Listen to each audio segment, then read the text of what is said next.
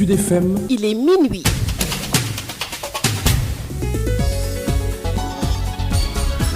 Marie-Rosalie Ndiaye. Mesdames et messieurs, bonjour et bienvenue dans ce bulletin d'information. Plus d'une vingtaine de quartiers de Dakar sans eau à partir de ce soir jusqu'à demain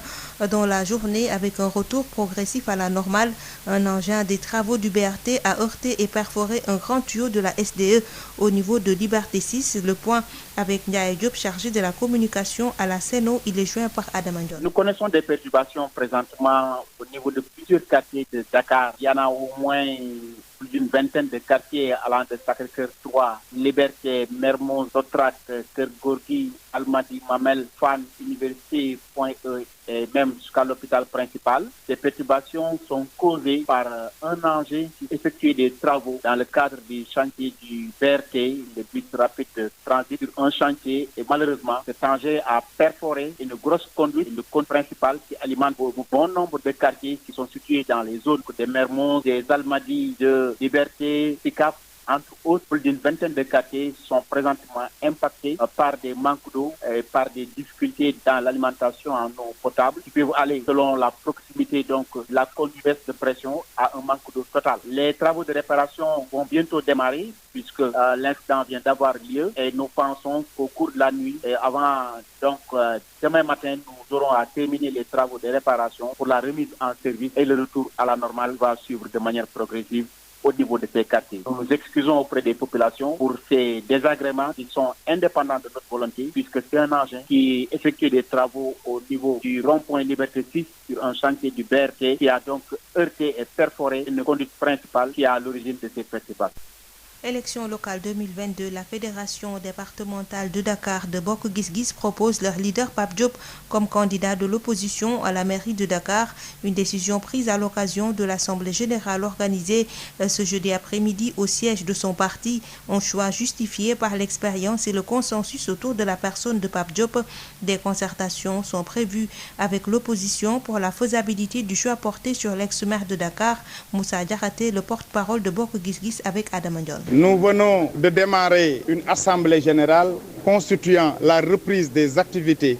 politiques après cette pause imposée par ce Covid. Et vous avez constaté tous que l'assemblée générale a été suspendue parce que les femmes de Dakar ont fait une motion consistant à proposer comme Pape Diop candidat de l'opposition à la mairie de Dakar pour les élections locales à venir. Et elles ont continué en même temps que les cadres de Dakar et les adultes de Dakar et la jeunesse de Dakar pour inviter l'opposition à s'unir partout au Sénégal, et spécialement à Dakar, autour du président Pape Diop, dans le seul but de poser les premiers jalons de la victoire des élections présidentielles de 2022. Car les femmes de Dakar et les responsables de Dakar pensent que les élections locales à venir ne sont pas simplement des élections locales, mais c'est les premiers tours d'une élection présidentielle pour enlever Macky Sall et son régime et installer une alternative crédible à la tête de ce pays. Et que la seule recette reste l'unité de l'opposition partout pour vaincre d'abord les locales. Donc Pape Diop est proposé par la Fédération départementale de Dakar comme candidat de l'opposition aux élections municipales à venir. C'est la grande déclaration qui a valu qu'on suspende notre Assemblée générale pour proposer Pape Diop comme candidat. Certainement, d'autres me diront pourquoi Pape Diop. Parce qu'il a l'expérience, parce que nous restons convaincus que pour aller à ces élections, il nous faut une unité. Et l'homme en personne symbolise le consensus et peut mobiliser toute l'opposition autour de sa personne pour opposer, passez-moi la répétition, une force crédible à ce pouvoir vacillant et poser les jalons de cette alternative dès ces élections locales.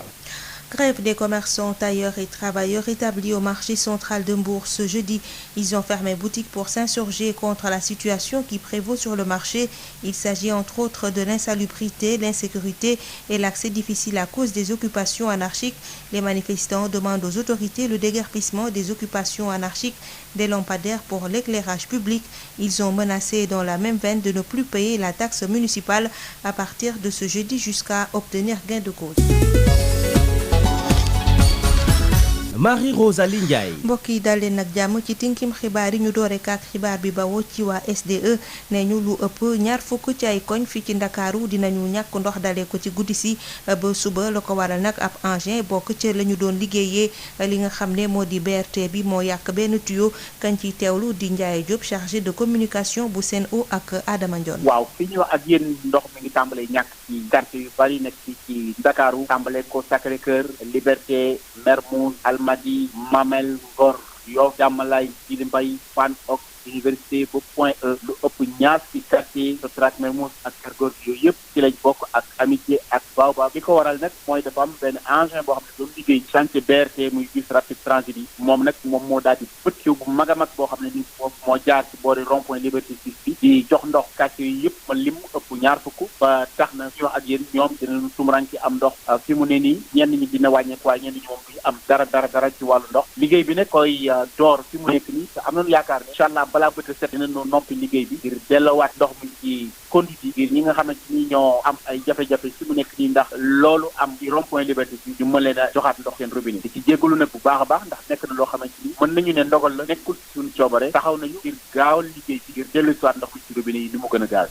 ci lu soxal élection locale yu 2022 fédération départementale bu Dakar bu bokk gis-gis mu ngi proposé seen leader Pape Diop ni candidat ngir toog ca bopp mairie bu Ndakaaru ñu jël dogal bu ni mel gannaaw seen assemblée générale bi nga xam ne ñu ngi ko doon amal ci alxames gi ci ngoon nee ñu nag la tax ñu tànn Pape Diop moo di am na expérience ndax nekkoon na fi maire bu Ndakaaru bëgg nag mu doon ki nga xam ne moo nar a jongante ngir l'opposition bi kañ ciy déglu di Moussa Diakhaté moo yor kàddu bokk gis-gis ci micro Adama Ndione. tey da doon tàmbaliwaat sunu ay yëngu-yëngu ndax xamoon ngeen ni amoon na jamono mbas mi moomoon lu bari ci réew mi ñu jotoon ni ndigal itam ci waa réew mi li ko wër ni nañ dakkandi sunu yëngu-yëngu xëj ànd ci xeex bi looloo taxoon tekkaaral gu yëpp kenn dégguñu kenn gisuñu tey nag ñu doon jóg di tàmbaliwaat ci biir waxtaan wi jigéen ñi nga xam ni ñoom ñooy les femmes de Dakar def benn motion ànd ci ak les cadres de Dakar ak les jeunes de Dakar maanaam la fédération bu Dakar ni dañoo bëgg proposer kii di président Pape Diop pour mu nekk candidat wu opposition bi ci mairie bii di ñëw fii ci Ndakaaru li tax nag ñu def ko dañoo jàpp ni élection yii di ñëw du élection locale rek waaye dañoo jàpp ni mooy première tour élection présidentielle yii di ñëw la en 2024 mu tax d'abord ñaan opposition bi yëpp ñu booloo jàpp ni Pape Diop mën na cee dox lu bari